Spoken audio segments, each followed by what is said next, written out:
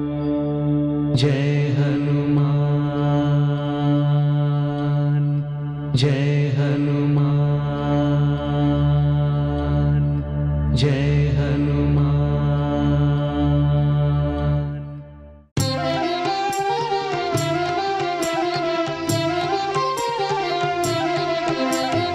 चरितं रघुनाथस्य शतकोटिप्रविस्तरम् एकैकमक्षरं प्रोक्तं महापातकनाशनं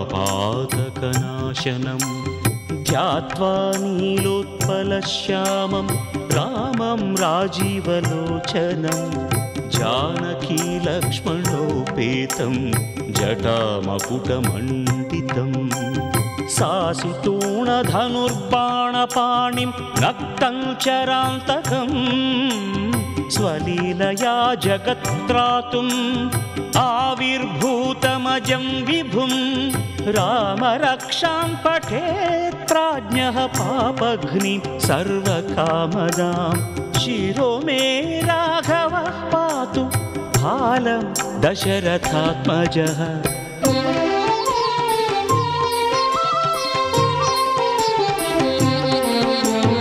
कौसल्येयो दृशौ पातु विश्वामित्रप्रियं श्रुति घ्राणं पातु मखत्राता मुखं सौमित्रिवत्सलः जिह्वां विद्यानिधिः पातु कण्ठं भरतवन्दितः स्कन्दौ दिव्यायुधः पातु भुजौ भग्नेशकार्मुकः करौ सीतापतिः पातु हृदयं जामदग्न्यजित् मध्यं पातु खरध्वंसी नाभिं जाम्बवदाश्रयः सुग्रीवेशः कटिं पातु सक्थिनी हनुमत्प्रभुः ऊरू रघुत्तमः पातु रक्षः कुलविनाशकृत्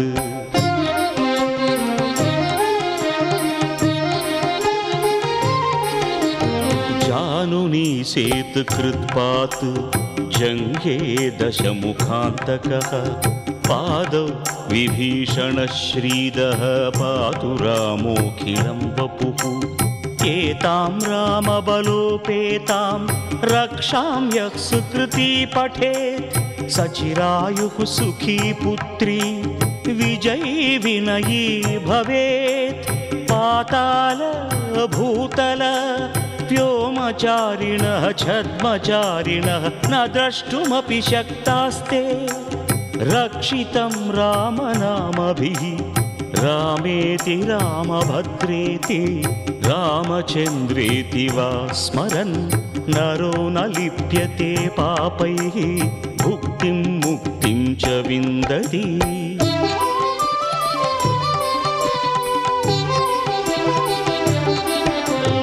जगज्जैत्रैकमन्त्रेण रामनाम्नाभिरक्षितं यः कण्ठे धारयेत् तस्य करस्थाः सर्वसिद्धयः वज्रपञ्जरनामेदं यो रामकवचं स्मरेत् अव्याहताज्ञः सर्वत्र लभते जयमङ्गलम् आदिष्टवान् यथा स्वप्ने राम रक्षामि मां हरः तथा लिखितवान् प्रातः प्रबुद्धो बुधकौशिकः रामः कल्पवृक्षाणां विरामः सकलापदाम् अभिरामः त्रिलोकानां रामः श्रीमान् सनः प्रभुः।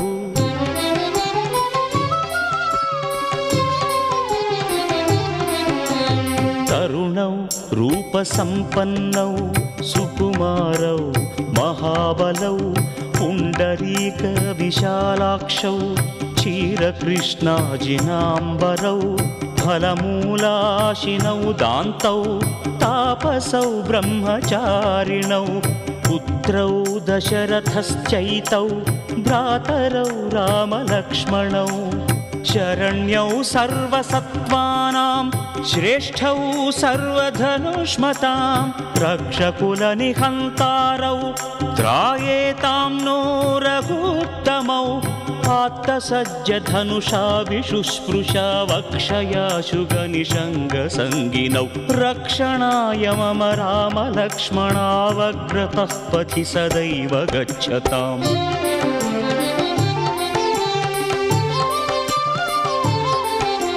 सन्नद्धः कवची खड्गी चापबाणधरो युवा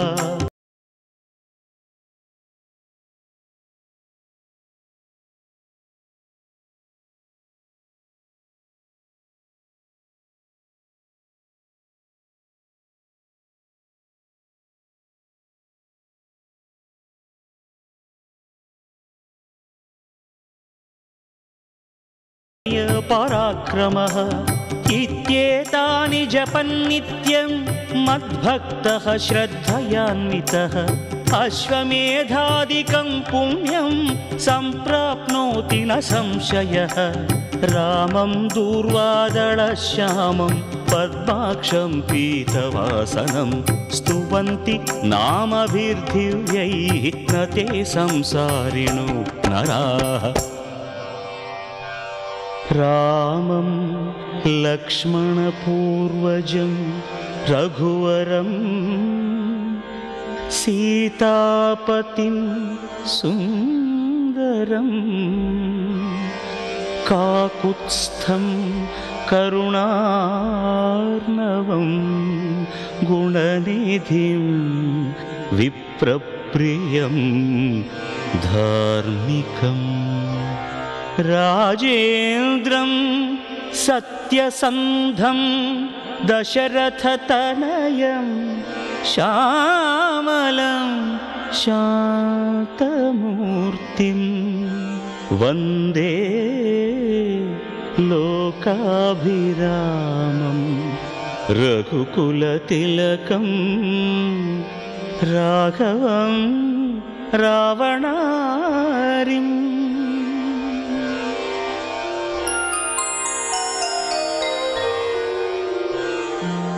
रामाय रामभद्राय रामचन्द्राय वेधसे रघुनाथाय नाथाय सीतायाः पतये नमः।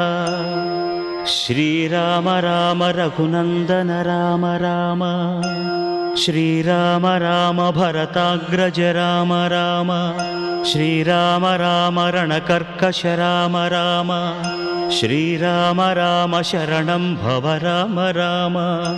श्रीरामचन्द्र चरणौ मनसा स्मरामि श्रीरामचन्द्र चरणौ वचसा गृह्णामि श्रीरामचन्द्र चरणौ शिरसा नमामि श्रीरामचन्द्र चरणौ शरणं प्रपद्ये। माता रामो मत्पिता रामचन्द्रः स्वामी रामो मत्सखा रामचन्द्रः सर्वस्वं मे रामचन्द्रो दयालुः नान्यं जाने नैव जाने न जाने। दक्षिणे लक्ष्मणो यस्य वामे च जनकात्मजा पुरतो मारुतिर्यस्य तं वन्दे रघुनन्दनं।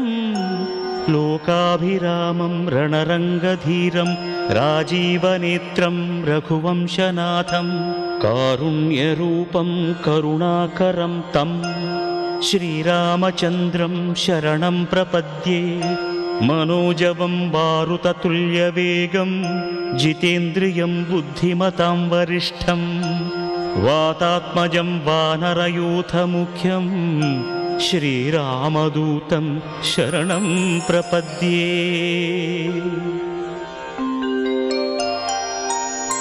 कूजन्तं राम रामेति मधुरं मधुराक्षरम् आरुह्य कविताशाखां वन्दे वाल्मीकिकोकिलम्।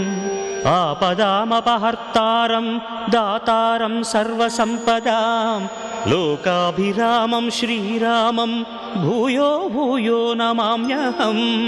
भर्जनं भवबीजानाम् आर्जनं सुखसम्पदां तर्जनं यमदूतानां राम रामेति गर्जनं।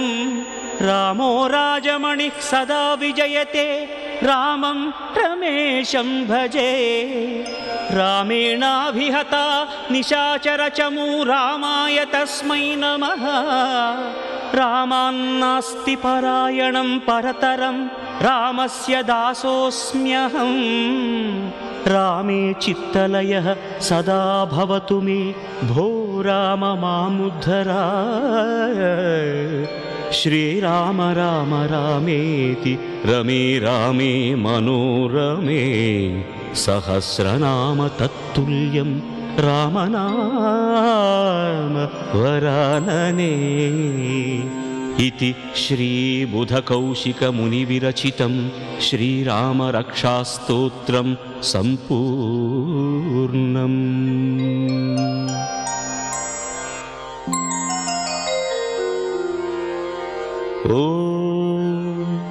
अस्य श्रीरामरक्षास्तोत्रमन्त्रस्य बुधकौशिक ऋषिः श्रीसीतारामचन्द्रो देवता अनुष्टुप् सीताशक्तिः श्रीमान् हनुमान् कीलकं श्रीरामचन्द्रप्रीत्यर्थे रामरक्षास्तोत्रजपे विनियोगः।